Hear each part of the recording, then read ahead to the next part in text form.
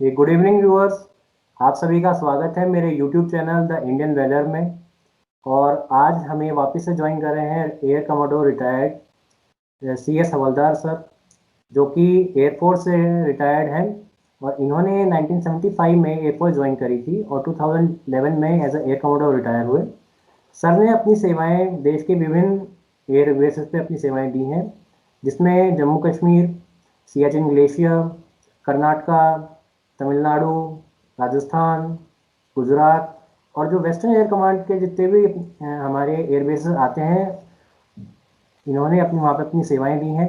साथ में सर की ही मध्यस्थता में 2005 में जो जम्मू कश्मीर के फ्लड्स आए थे, उसमें सर के ही प्लान के हिसाब से एलओसी के पास जो बसे हुए गांव थे उनको गोद दिया गया था। और वहाँ पे वायुसेना के मदद से वहाँ के निवासियों को जितनी भी मूलभूत सुविधाएं थी उन सभी को वहाँ पे मुहैया कराई गई। और इसके बाद में वहाँ पे जितनी भी उनका रिहेबिलिटेशन प्रोग्राम था वो चलाया गया। तो जी सर, आपका बहुत बहुत स्वागत है हमारे शो में। थैंक यू, सबको धन्यवाद, आपको ऑडियंस को भी धन्यवाद। जी, तो सर आज का हमारा ये सर शो हम सर ऑर्गेनाइज कर रहे हैं, जो सर अभी नगोर्नो कराबाग के अंदर जो सर एयर वॉर हुआ था, जिसमें अजरबैजान की सेना ने काफ़ी मात्रा में अपने यूएवीज और ड्रोन्स का इस्तेमाल करके आर्मीनिया की सेना को वहाँ पे परास्त किया। तो सर इस अकॉर्डिंग जो भारत और पाकिस्तान के दरमियान जो यहाँ पे एक हमेशा एक युद्ध की संभावना बनी रहती है भारत के उपमहाद्वीप के अंदर। तो सर उसके रिगार्डिंग आज का हमारा सर ये शो रहेगा।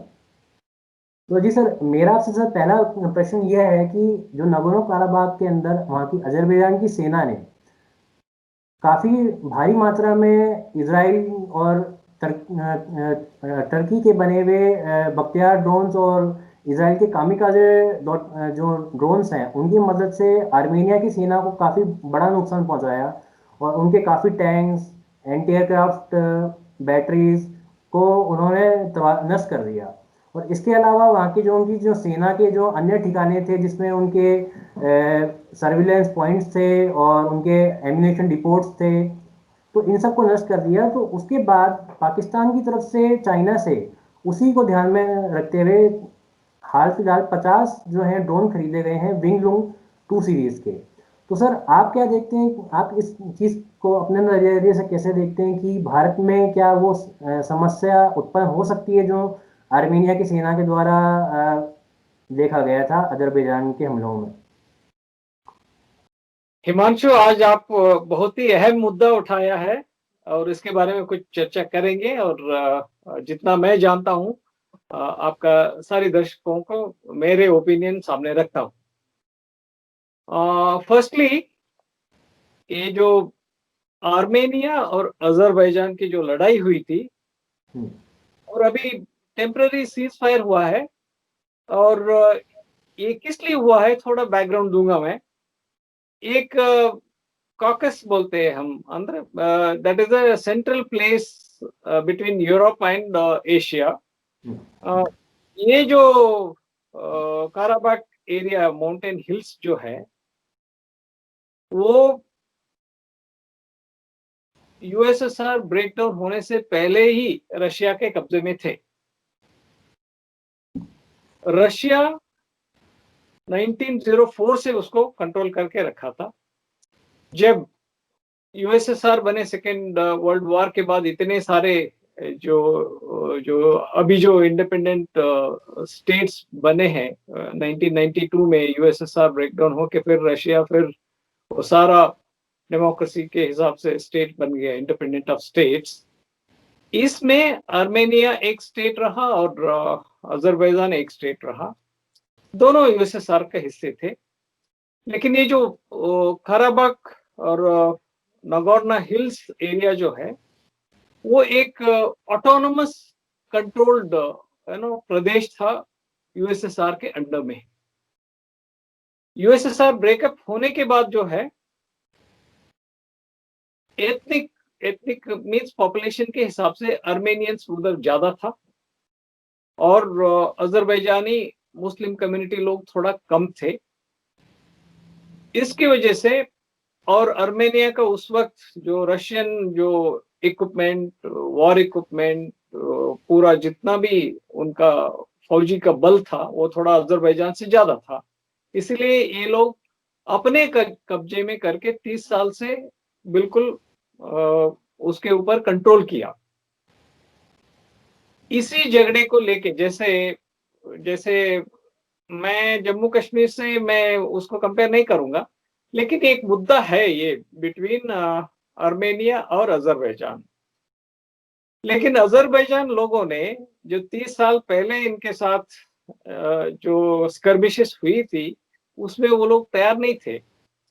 तो उसको लॉन्ग टर्म ध्यान में रखते हुए और जब इंडिपेंडेंट हुए, Azerbaijan is a rich oil rich country today, और वो लोग बहुत ऑयल एक्सपोर्ट करके डॉलर कमाते हैं, और उसकी वजह से उनका इकोनॉमी भी अच्छा है। उसके हिसाब से जो अर्मेनिया जो है उससे कम से कम 5 से 6 गुना डिफेंस स्पेंडिंग करके वो अपना पूरा आर्म फोर्सेस को ताकतवर बनाया और हर एक टाइम में अर्मेनिया के साथ उसको मुद्दा रेज किया और उसको अपने कब्जे में लेने की कोशिश किया, लेकिन हुआ नहीं। 2016 में भी एक छोटा सा कॉन्फ्लिक्ट हुआ था, लेकिन उस वक्त अगेन इंटरनेशनल कम्युनिटी इंटरवीन करके इनको शांत किया था। इस बार थोड़ा सिचुएशन वहां बदला। क्या बदला है? एक तो अजरबैजान का कॉन्फिडेंस रहा कि हमारा फौज ताकतवर है, और उसके साथ साथ उनको टर्की जैसे है ना मुस्लिम मेजॉरिटी स्टेट है उसका सपोर्ट मिला। उसका सपोर्ट के अलावा टर्की के जो 7 फ्रेंड्स है, जैसे पाकिस्तान हो, मलेशिया हो, ओके, और ईरान हो, इनका भी एक है ना इनडायरेक्ट सपोर्ट रहा। तो इसीलिए ये दोबारा ये जंग छिड़ी दोनों के बीच में और जबरदस्त हुई। इसमें इस बार कम से कम है ना अर्मेनिया में बहुत ना जाने गई है, आप सब जानते हैं, it was on the public domain. ये बैकग्राउंड देते हुए मैं अब उनका आर्म फोर्सेस के बारे में बताऊंगा। आर्मेनिया जो है एक छोटा कंट्री है, उसका जितना यूएसएसआर से मिला था उसके हिसाब से ही वो अपना एयर डिफेंस, अपना मिसाइल सिस्टम, अपना एयरफोर्स वगैरह रखा था।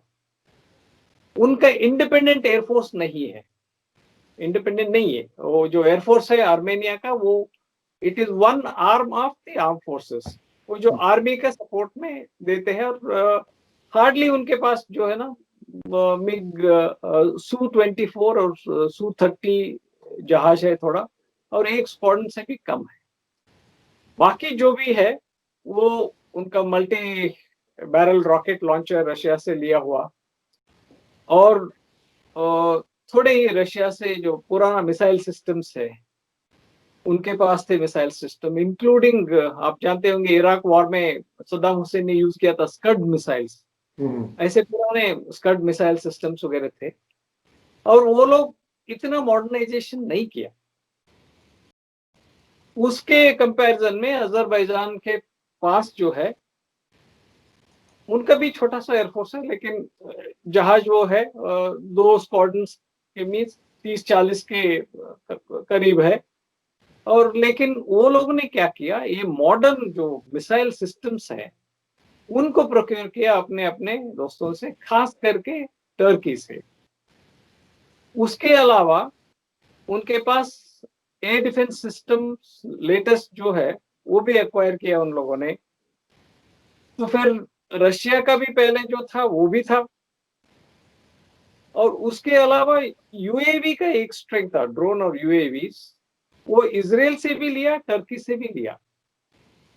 शायद अगर यू नो पुराना सिचुएशन या पुराना जमाने में इजराइल इन दोनों कंट्रीज को शायद नहीं देते थे, लेकिन टर्की जो है वो नाटो का एक मेंबर है, और नाटो मेंबर होने के कारण इजराइल हर एक नाटो कंट्री के साथ एक संबंध रखता था, इसलिए अपना technology, high technology, UAVs, missiles, radar सब बेचते थे। उसको टर्की के माध्यम से अजरबैजान सारे एक्वायर किया और उसकी शायद है ना इस झगड़े के कारण बैकग्राउंड में रख के उसको वापस लड़ाई में लेना ही करके अपना फोर्सेस को ताकतवर बनाया। उसके अलावा भी इनका रॉकेट सिस्टम्स जो है वो भी मल्टी बैरल रॉकेट सिस्टम्स थे और रेंज डबल है, 100 to 200 किलोमीटर, 300 किलोमीटर वाला मिसाइल्स, रॉकेट लॉन्चर्स का जो है कम से कम 120 किलोमीटर का रेंज, ये सब उन्होंने एक्वायर करके कंपैरिजन में आर्मेनिया से ज्यादा ताकतवर अजरबैजान था।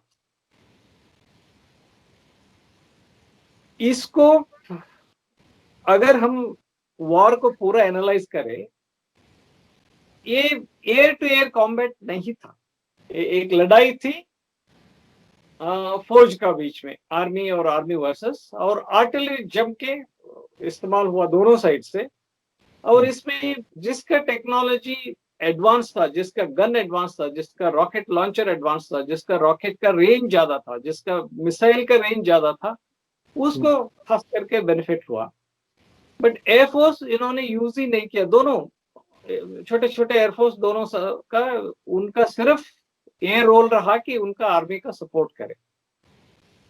उसके अलावा ये जो डिटेक्शन हम बोलते हैं ना एयर डिफेंस सिस्टम में, जो ड्रोन्स का डिटेक्शन करना या एयरक्राफ्ट को डिटेक्शन करना, एक हमारा रेडार्स वगैरह होता है, सर्वेलेंस वगैरह करते हैं हम लोग, वो सिस्टम भी इतना है ना दूसरा नाटो एयरफोर्स या हमारा एयरफोर्स या एडवांस्ड एयरफोर्स से कंपेरेबल नहीं था। लेकिन मुझे लगता है, मेरे हिसाब से अजरबैजान को जब टर्की सपोर्ट कर रहे थे, टर्की के पास टेक्नोलॉजी और उनका नाटो के कनेक्शन होने से वो उनका सर्वेलेंस और उनका इंटेलिजेंस गैदरिंग, उनका स्पेसिफिक टारगेट आइडेंटिफिकेशन, ये वगैरह सारा ज्यादा उनको मालूम है। वो शायद अजरबैजान को दी गई है उनको इस्तेमाल करने के लिए। और आर्मेनिया का जो जितना बैटरी थे, जितना रडार थे, जितना वो है ना उनका एम्यूनिशन डंप था, उनका ब्रिजेस थे, उनको ध्वंस करने के लिए ये सब इंफॉर्मेशन दिया है। इसकी वजह से वो लोग सक्सेस हुआ। लेकिन वह सक्सेस इतना सक्सेस क्यों हुआ कि थोड़ा है ना वॉर में भी इधर वो लोग है ना कन्वेंशनल वॉर का जो टारगेट्स होते हैं, हमारा मिलिट्री टारगेट्स, वो छोड़ के थोड़ा सिविलियन टारगेट्स को ज्यादा करके ज्यादा नुकसान पे है ना किया आर्मेनिया को, और उसकी वजह से आर्मेनिया का मनोबल तोड़ दिया उन्होंने। तो इस कारण आर्मेनिया का लॉसेस कम हुआ और अजरबैजान का लॉसेस कम हुआ, आर्मेनिया का लॉसेस ज्यादा हुआ और उनको नेगोशिएटिंग टेबल पे आना पड़ा। जी सर, तो सर इस संदर्भ में मेरा आपसे सर यही प्रश्न है कि अभी उसी विजय को ध्यान में रखते हुए पाकिस्तान ने चाइना से 50 विंगलूंग 2 ड्रोन्स की मांग करी है, जिसे चाइना ने अपने यहाँ से मंजूरी भी दे दी है।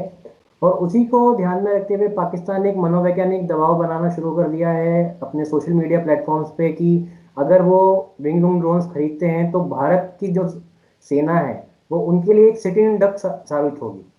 तो सर आपके नज़रिए से इसमें आपको सर क्या कहना है कि क्या ये बात बिल्कुल सही रहेगी? क्योंकि भारत की एयरफोर्स की जो रडार सिस्टम्स हैं जो 24/7 वर्क करते हैं एलएसी और एलओसी के ऊपर, तो क्या ये चीज़ जो आर्मेनिया के साथ दोहराई गई अजरबैजान द्वारा, क्या पाकिस्तान वो कैपेबल है भारत के साथ दोहराने में?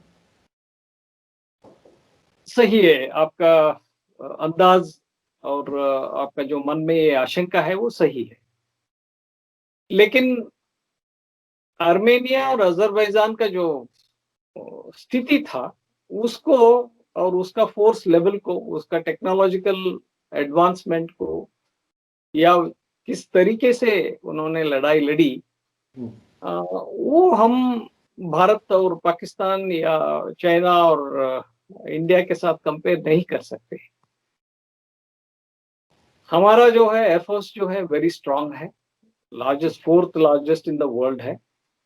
चाइना हमसे स्ट्रांग है। पाकिस्तान हमारा मुकाबले में लगे हैं। फ्यूचर वॉर्स जो है, आगे जो वॉर्स आएंगे, आप जानते हैं ना, बियॉन्ड विजुअल रेंज कहते हैं हम। एनिमी का टेरिटरी में घुसे बिना उनको, we must hit them hard where it hurts the most. ये एक हर एक देश का आर्म फोर्सेस का एक स्ट्रेटेजी रहता है। तो इसीलिए उन परिस्थितियों को हम इधर कंपेयर करके, क्या हमको जैसे आर्मेनिया सफर हुआ ऐसे हमको भी सफर होना पड़ेगा, ये सही मन में आशंका आता है। लेकिन ये मैं इधर आपको और आपका ऑडियंस को स्पष्ट करना चाहता हूँ, इंडियन एयरफोर्स में और इंडियन आर्मी के साथ भी है, एयर डिफेंस सिस्टम जो है हमारा तगड़ा है, नेटवर्क। हम एक्चुअली यूएवीज और ड्रोन्स का जो ये जो उपलब्धि है और उसका यूज करने का जो क्षमता है, हमने शुरू किया था 2003 से। उसके ऊपर ज्यादा ध्यान नहीं दिया, लेकिन उसको नेग्लेक्ट भी नहीं किया। जितना आप अभी अजरबैजान के यूसेज के बारे में बताया, जो उन्होंने टर्की का जो दरिए, इजरायली का जो हेरॉन्स, ओके, देन सर्चर और भी कई ड्रोन्स वगैरह इस्तेमाल किया था और सक्सेस भी मिले उनको। हमारा पास है, हम अब तक जो है ना, ये जो हमारा यूएवीज है वो हार्पून्स और है ना, सर्चर 1, सर्चर 2, हेरॉन्स, ये सारे इजरायली से लिया है। बट हम इसको सर्वेलेंस पे डाल के हमको स्पेसिफिक रिक्वायरमेंट के टारगेट के हिसाब से इंफॉर्मेशन गैदरिंग और उसके बाद सब्सिक्वेंटली एयरफोर्स को जो मिशन प्लान करना है उसको मदद करते थे। अब आर्मेनिया से और अजरबैजान का ये जो लड़ाई से हमको भी एक लेसन मिलता है। क्या मिलता है कि आगे हमको, अगर चाइना और चाइना के साथ रहा एडवांस्ड उनका जो ड्रोन सिस्टम्स है या उनका यूएवी सिस्टम्स है, वो भी यूएवी, सिर्फ यूएवी नहीं, वो unmanned controlled, okay, unmanned and controlled, the aerial एक प्लेटफॉर्म कहते हैं हमको, क्योंकि सिर्फ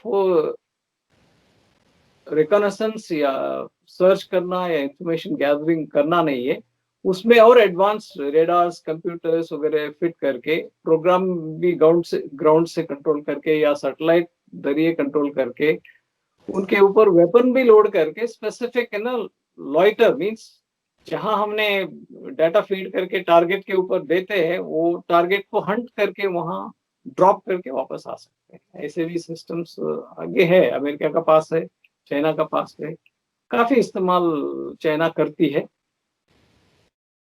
इन सिस्टम्स को अगर पाकिस्तान ले भी लिया, ऑपरेशनलाइज करने में टाइम लगता है एक, ओके। और हमारा जो एयर डिफेंस सिस्टम है, हमारा मिसाइल सिस्टम है, हमारा भी जो रॉकेट लॉन्चर सिस्टम्स हमारे पास है, कई गुना ज्यादा है हमारे पास, ओके। तो एक एरिया में हम वीक हो सकता है, उस एरिया को कवर करने के लिए हमारे पास क्या अल्टरनेटिव है वो बताता हूं मैं आपको। आज के दिन या हमारे पास यूएवी कम है, अगर पाकिस्तान ज्यादा लाता है चाइना से, या चाइना एक प्रॉक्सी बन के अगर कॉन्फ्लिक्ट हुआ इंडिया और पाकिस्तान में और सारा उधर से ऑपरेट करता है पाकिस्तान के जरिए, उसको काउंटर करने के लिए हमारे पास एक अल्टरनेटिव प्लान होता है एयरफोर्स में। वो प्लान हम इधर डिस्कस नहीं करेंगे, लेकिन क्षमता है हमारे पास। कैसे क्षमता है हमारे पास? अर्ली वार्निंग रडार है, अर्ली वार्निंग सिस्टम्स है, नेट सेंट्रिक वॉरफेयर का कैपेबिलिटी है, प्रिसीजन म्यूनिशन डिलीवरी करने का कैपेबिलिटी है, ओके।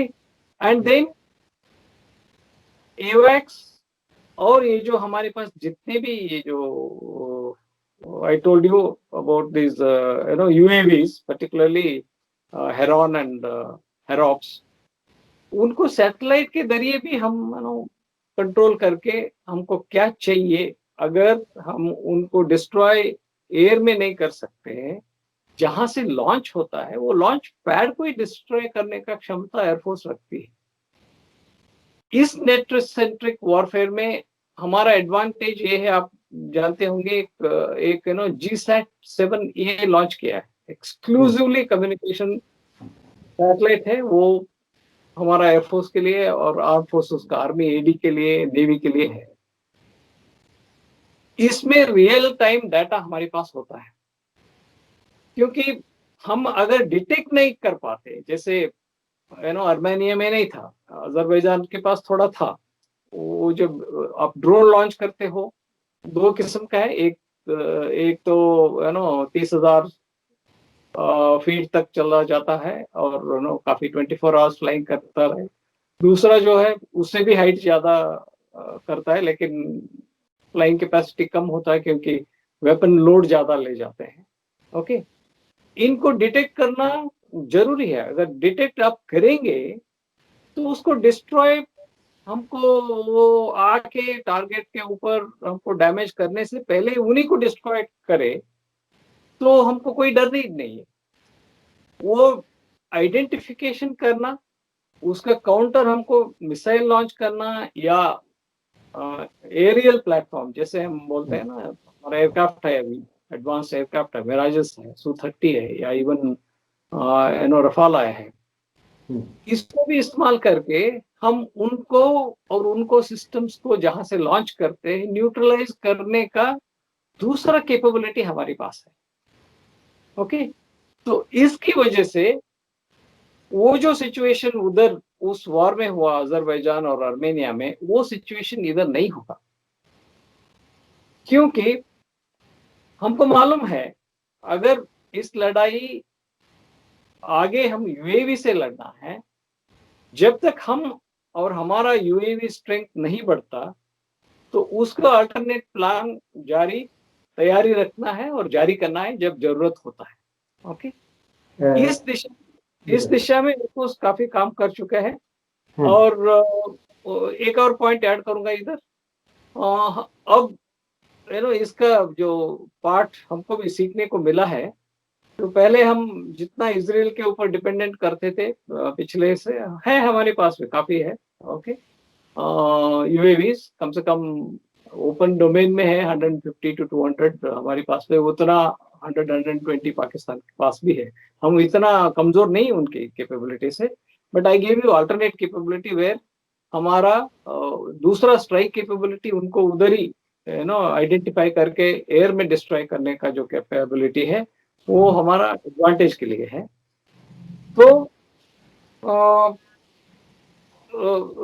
वो हमारा एक IGMDP प्लान था, integrated missile development plan programme जो था, उसके हिसाब से इतने सारे हम short range, long range, ground to air, air to air, air to ground missile सारे टेस्ट कर चुके हैं, और अभी हाइपरसोनिक मिसाइल भी टेस्ट कर चुके हैं हम लोग। तो एयर डिफेंस बहुत तगड़ा है हमारा, ओके। तो इसके लिए डरने की जरूरत नहीं है। तो अब जो है ये जो मेक इन इंडिया और आत्मनिर्भर भारत स्कीम में बेंगलोर में एरोनॉटिकल डेवलपमेंट एस्टेब्लिशमेंट जो है वो खूब काम कर रही है, और वो जो है जैसे तपस, रुस्तुम, लक्षा करके हमारा इंडिजिनस जो यूएवीज है वो मैन्युफैक्चर कर रहा है। अगर वो सक्सेस हो गया और उनको आर्मी को और एयरफोर्स को सप्लाई किया तो हम भी उतना ही तगड़ा हो जाएंगे। जी सर, तो सर मेरा आपसे सर इसी संदर्भ में एक प्रश्न है कि सर चाइना हर वक्त अपने हॉस्टाइल इंटेंशंस भारत के प्रति क्यों जताता रहता है कि जब भी वो भारत से कोई समस्या उत्पन्न होती है चाइना से, तो चाइना अपनी सबसे एडवांस वेपनरी पाकिस्तान को बेच देता है, और पाकिस्तान उसी का यूज़ करके जम्मू कश्मीर में या कहीं और से भारत को घेरने की कोशिश करता है। तो सर इस पे आपका क्या कहना है सर? इसको बोलते हैं हम लोग प्रॉक्सी वॉर। हम्म। प्रॉक्सी वॉर जो है अनकन्वेंशनल वॉर है, जैसे पाकिस्तान ने शुरू की थी टेररिस्ट के जरिए। ओके, उनको मैंने पहले ही कहा था कि भारत के साथ कन्वेंशनल वॉर में जीत नहीं सकते, हम्म। बट उस वक्त उनको एक एडवांटेज था, यू नो 20-25 साल पहले, क्योंकि अफगानिस्तान में यूएसएसआर और रशिया, यूएसएसआर और अमेरिका का कोल्ड वॉर चल रहा था, हम्म। और पाकिस्तान अमेरिका का एक सपोर्टिंग बेस बन गया था। उसकी वजह से खूब अमेरिका ने उनको F-16 दिया, स्टिंगर मिसाइल्स दिया, काफी वेपन्स दिए, सिस्टम्स काफी दिए। वो देने के बावजूद जो है पाकिस्तान लेसन सीख नहीं पाया। लेकिन यूएसएसआर जब हट गया अफगानिस्तान से, उसी अमेरिकन सिस्टम्स को वगैरह जो है यूज करके हमारे अगेंस्ट में एक प्रॉक्सी वॉर शुरू किया। अभी भी चल रहा है, सब हम्म। आप लोग जानते हैं, देशवासी जानते हैं। ऐसे ही सिचुएशन अभी चाइना के साथ आया है। चाइना हमसे स्ट्रांग है, हम्म।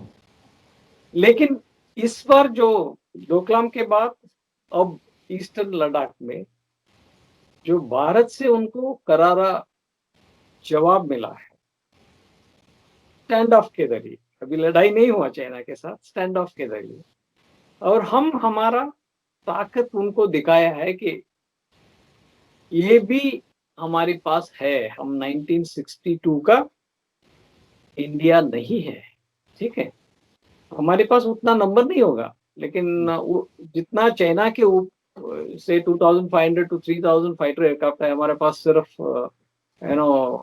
42 स्क्वाड्रन होना चाहिए, लेकिन 32 स्क्वाड्रन तो है, 900 के करीब है हमारे पास।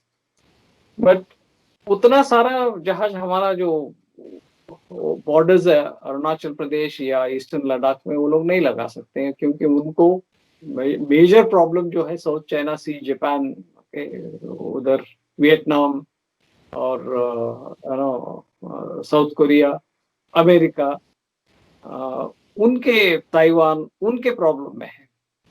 वो जितना हमारे एरिया में जो वो डिप्लॉय करेंगे, उसका सपोर्ट के साथ अभी किया है वो लोगों ने, काफी किया है। उसके हिसाब से हमने भी उसको डिप्लॉय करके ईस्टर्न लद्दाख में और अरुणाचल प्रदेश में अलर्ट होके अभी जो स्टैंड अप किया है, पिछले मई से लेके अब तक किया है, पूरी तैयारी किया है, पूरी लॉजिस्टिक्स दिया है, पूरी स्पेयर पार्ट्स दिया है, पूरी कोल्ड इक्विपमेंट वगैरह सब स्टोर किया है, फूड का किया है, इंक्लूडिंग टैंक्स वगैरह लेके गया है। हमारा सारा हेलीकॉप्टर्स, फाइटर एरोप्लेन्स फ्लाई कर रहा है। उनको मैसेज दिया है कि हम रेडी है।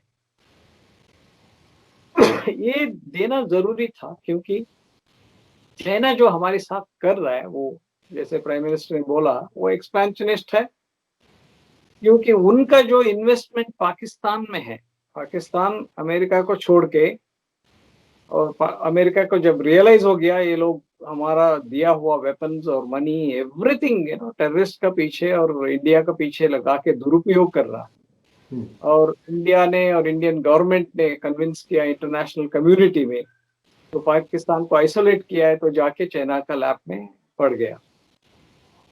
तो इस चक्कर में जितना पाकिस्तान में पैसा इन्वेस्ट किया है, नियरली $65 बिलियन का वर्थ, वो उनका जो बेल्ट एंड रोड इनिशिएटिव में, वो उनका प्रॉब्लम हो रहा है चाइना को।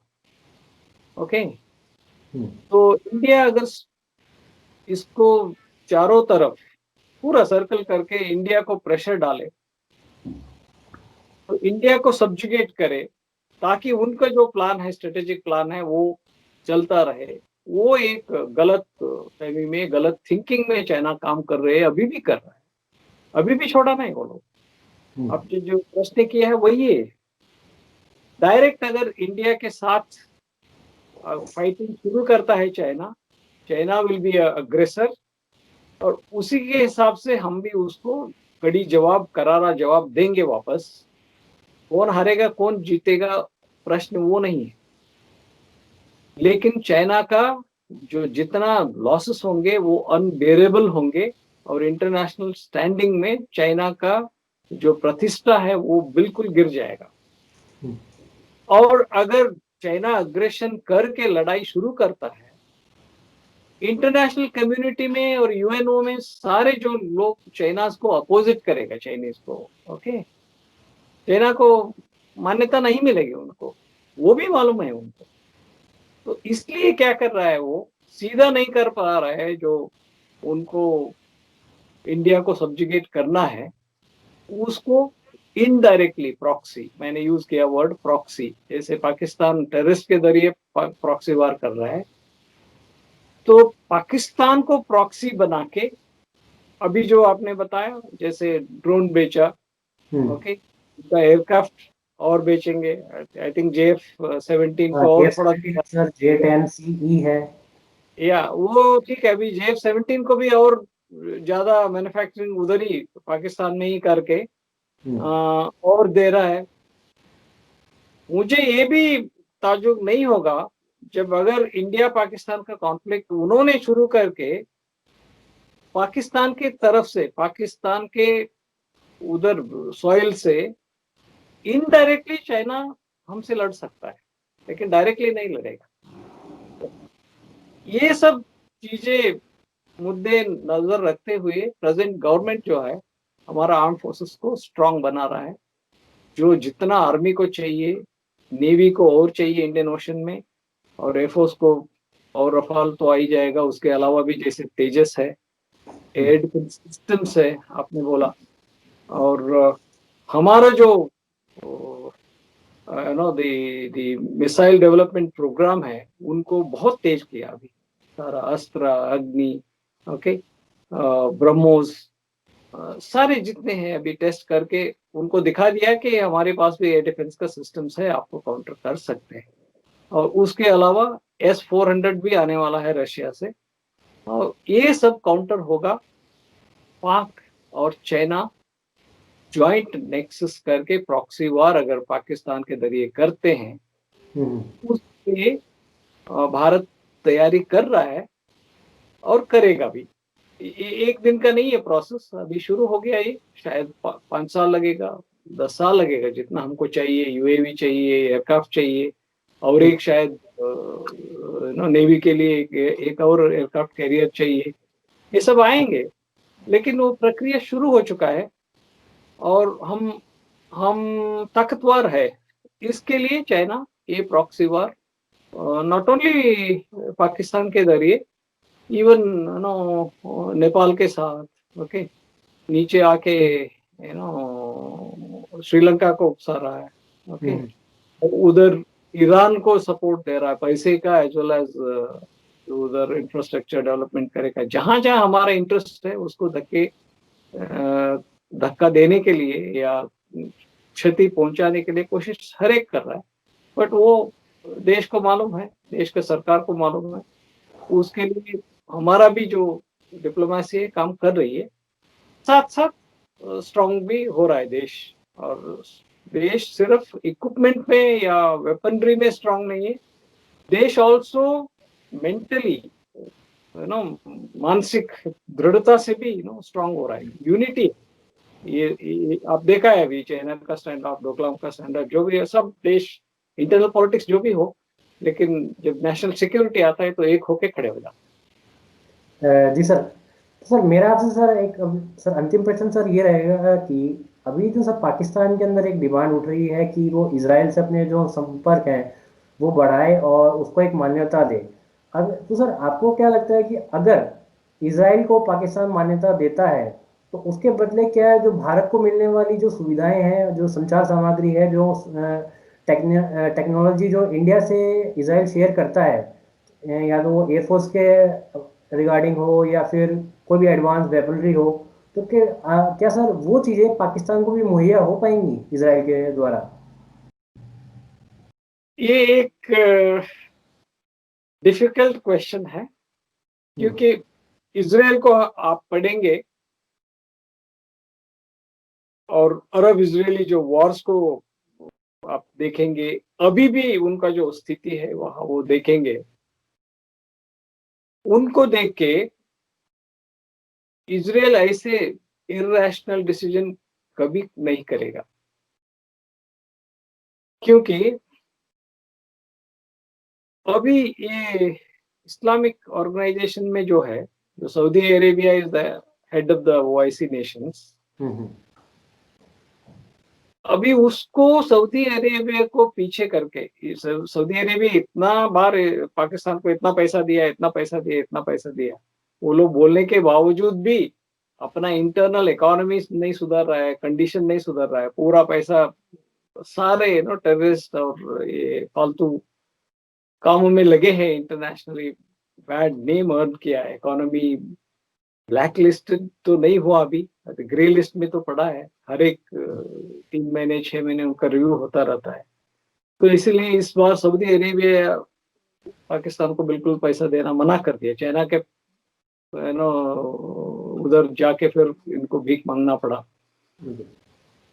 इस चक्कर में पाकिस्तान चाहता था कि सऊदी अरेबिया पूरा अरब वर्ल्ड कश्मीर में इंटरफियर करे आफ्टर आर्टिकल 370 और इंडिया को आइसोलेट करे और पाकिस्तान को सपोर्ट करे, लेकिन वो हुआ नहीं।